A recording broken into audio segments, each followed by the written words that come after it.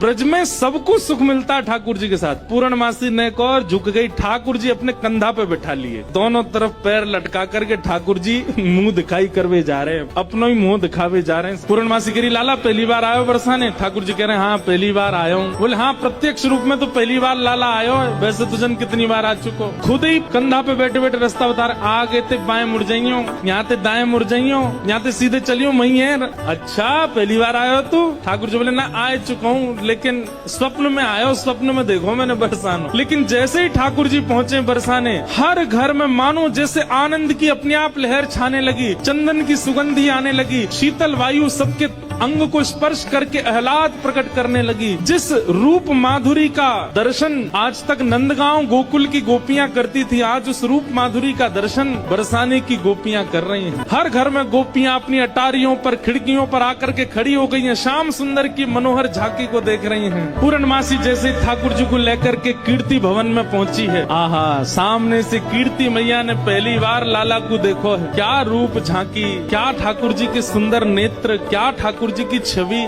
कीर्ति मैया को इतने भागे, मन तो हुआ कि अभी गोद से उतारूं, अभी भामर पड़वा के ब्याह कर दूं लाली को।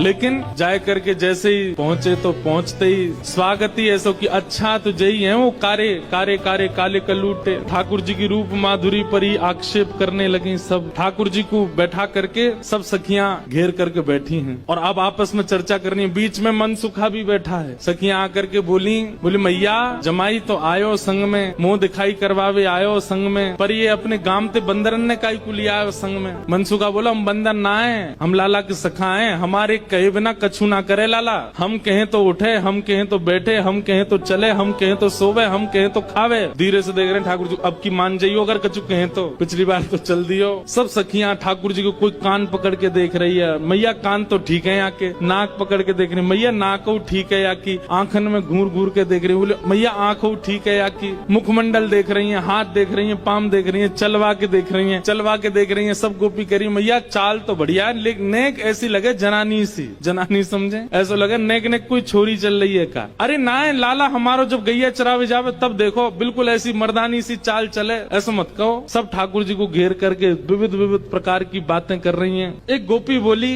लाला